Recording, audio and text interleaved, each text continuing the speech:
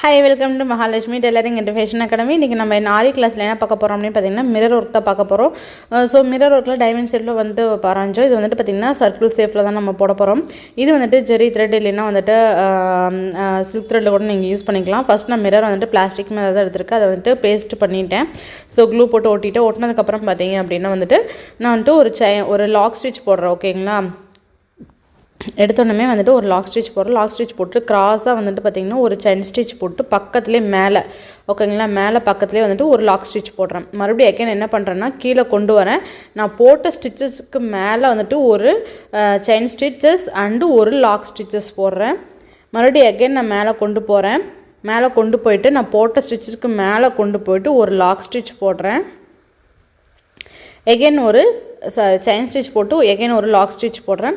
மறுபடியும் என்ன பண்ணுறேன், கீழே த்ரெட் எடுத்துகிட்டு வந்துட்டு ஒரு chain stitch and lock stitch போடுறேன். அதாவது நம்ம போட்ட ஸ்டிச்சஸ்க்கு மேலே போடணும். மேலே பார்த்திங்கன்னா நம்ம போட்ட ஸ்டிச்சஸ்க்கு மேலே, கீழே பார்த்திங்கன்னா நம்ம போட்ட ஸ்டிச்சஸ்க்கு கீழே, ஓகேங்களா. ஸோ அந்த மாதிரி வந்துட்டு இந்த மாதிரி சர்க்கிளாகவே போட்டுட்டு வரணும். நான் போடுறத நல்லா க்ளோஸ்அப்பில் வச்சு ஜூம் பண்ணி பாருங்கள், உங்களுக்கு கிளியராக புரியும்னு நினைக்கிறேன் நான். ஓகேங்களா. ஸோ இந்த ஸ்டிச்சஸ் பார்த்திங்க அப்படின்னாவே இந்த மாதிரி போட்டுட்டு நீங்கள் சுற்றி வந்துட்டு நீங்கள் பீட்ஸ் ஒர்க்கோ இல்லை வந்துட்டு என்ன மாதிரி ஒர்க் பண்ணுறனாலும் நீங்கள் யூஸ் பண்ணிக்கலாம். புட்டாஸ் மாதிரி கூட நீங்கள் அதை வந்துட்டு யூஸ் பண்ணிக்கலாம். ரொம்பவே பார்க்குறதுக்கு அழகாக நீட்டாக இருக்கும். ஓகேங்களா. ஸோ இதுவே கண்டினியூஸாக நம்ம போட்டுடும் போது ரொம்பவே அழகாக இருக்கும். ஸோ இப்போ பார்க்கலாம்.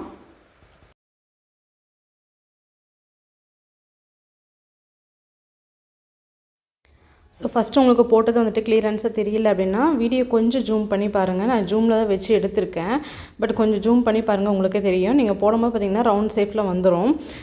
நான் போட்டுட்ருக்கேன் பார்த்திங்கன்னா, அதுக்கு பக்கத்தில் பாருங்கள் இதே மாதிரி கோல்டன் தான் போட்டிருக்கேன். பட் அந்த மாதிரி போடக்கூடாது. அது எதுக்காக நான் போட்டு வச்சுருக்கேன்னா, ஒரு சிலர் வந்துட்டு போன பேட்சில் பார்த்திங்க அப்படின்னா எனக்கு சரியாக வரவே இல்லை, ஸோ வந்துட்டு எனக்கு இந்த மாதிரி தான் வருது அப்படின்னு சொல்லி அது எதனால் அப்படின்னு சொல்லிட்டு உங்களுக்கு நான் போட்டு காமிச்சிருந்தேன். ஸோ அதிலே தான் பக்கத்தில் உங்களுக்கு நான் போட்டு காமிச்சிருக்கேன். எதுக்கு அப்படின்னு பார்த்தீங்கன்னா, நீங்கள் ரொம்ப லாங்காக போயிட்டீங்க அப்படின்னா இந்த ஸ்டிச்சஸ் வந்துட்டு கரெக்டாக வராது. ஓகேங்களா. ஸோ ரவுண்ட் ஷேப்பில் வராது, இந்த மாதிரி தான் வரும். ஸோ ஸ்டிச்சஸ் வந்துட்டு கரெக்டாக ஈவனாக வந்துட்டு ஸ்டெப் பை ஸ்டெப்பாக வந்துட்டு அந்த லாக் எடுத்துகிட்டு போட்டு செயின் ஸ்டிச்சஸ் போட்டிங்க அப்படின்னா உங்களுக்கு அந்த ஸ்டிச்சஸ்லாம் வந்துட்டு உங்களுக்கு கரெக்டாக வந்துடும். ஓகேங்களா. ரவுண்ட் ஷேப்பில் கரெக்டாக வந்துடும்.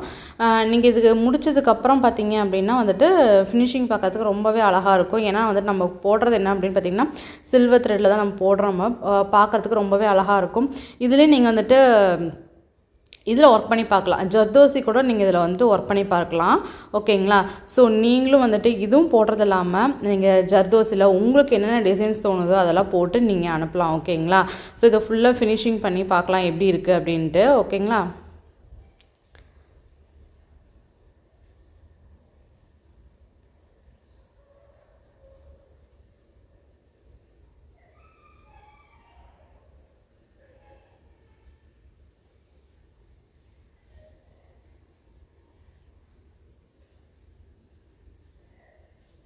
ஸோ இது ஃபுல்லாக ஃபினிஷிங் பண்ணதுக்கப்புறம் பார்த்திங்கன்னா நான் அவுட்லைன் வந்துட்டு நான் செயின் ஸ்டிச்சஸ் வந்துட்டு சின்னதாக வந்துட்டு அவுட்லைன் செயின் ஸ்டிச்சஸ் வந்துட்டு கொடுத்து நான் முடிக்க போகிறேன் நான். ஓகேங்களா. ஏன்னா அவுட்லைன் செயின் ஸ்டிச்சஸ் கொடுக்கும்போது பார்த்திங்கன்னா நம்ம சப்போஸ் ஒரு அன்ஈவனாக இல்லாமல் இருந்துச்சு அப்படின்னா அந்த இடத்த வந்துட்டு ஃபினிஷிங்கை நல்லா அழகாக பார்க்கறதுக்கே நீட்டாக தெரியும். ஓகேங்களா. ஸோ இதுவும் போட்டு ட்ரை பண்ணுங்கள். இப்போ மிரர் ஒர்க்கில் அடுத்த ஒர்க் என்ன அப்படின்னு பார்த்தீங்க அப்படின்னா பீட்ஸ் ஒர்க் தான். ஓகேங்களா. பீட்ஸ் வந்துட்டு நம்ம எப்போயுமே வந்துட்டு ஸ்டிச் பண்ணுவோம்ல, அதே மாதிரி பீட்ஸ் ஒர்க்கு தான் பண்ண போகிறோம். நான் டபுள் பீட்ஸ் எடுத்து ஸ்டிச் பண்ண போகிறேன். எப்படிங்கிறத பார்க்கலாம். நான் பார்த்திங்கன்னா டபுள் பீட்ஸ் எடுத்திருக்கேன். ஸோ டபுள் பீட்ஸ் எடுத்து நான் ஸ்டிச் பண்ணிக்கலாம். ஏன்னா வந்துட்டு நீங்கள் ரொம்ப அதிகமாக பீட்ஸ் எடுத்தாலும் ஒரு என்ன சொல்கிறது நல்லா இருக்காது, அதை வந்துட்டு தூக்கிட்டு இருக்க மாதிரி இருக்கும். ஓகேங்களா. அதனால் டபுள் பீட்ஸ் எடுத்தீங்க அப்படின்னா உங்களுக்கு வந்துட்டு நான் பார்க்குறதுக்கு நல்லாயிருக்கும், நெருக்கமாகவும் இருக்கும். ஓகேங்களா. இன்னும் சிங்கிள் பீட்ஸுக்கும் டபுள் பீட்ஸ் எடுத்து போடுறதுக்கும் டிஃப்ரெண்ட் வந்து நீங்கள் போட்டு பாருங்கள். சிங்கிள் பீட்ஸ்லேயும் போட்டு பாருங்கள், டபுளாக எடுத்து போட்டு பார்த்தீங்கன்னா அதுலேயே உங்களுக்கு டிஃப்ரென்ஸ் தெரியும், எப்படி கேப் எந்த அளவுக்கு இருக்குது அப்படிங்கிறது உங்களுக்கு தெரியும். ஓகேங்களா. நான் வந்துட்டு ஒரு லைன் மட்டும் வச்சு ஸ்டிச் பண்ணியிருக்கேன். நீங்கள் வந்துட்டு again 2nd line 4th line அப்படின்னு ஸ்டிச் பண்ணலாம். 2 mm 4 mm சொல்லிட்டு அந்த சைஸ் வேரியஸாக வச்சு நீங்கள் ஸ்டிச் பண்ணலாம். பார்க்குறதுக்கு ரொம்ப அழகாக இருக்கும். ஓகேங்களா. ஸோ ட்ரை பண்ணி பாருங்கள். தேங்க்யூ.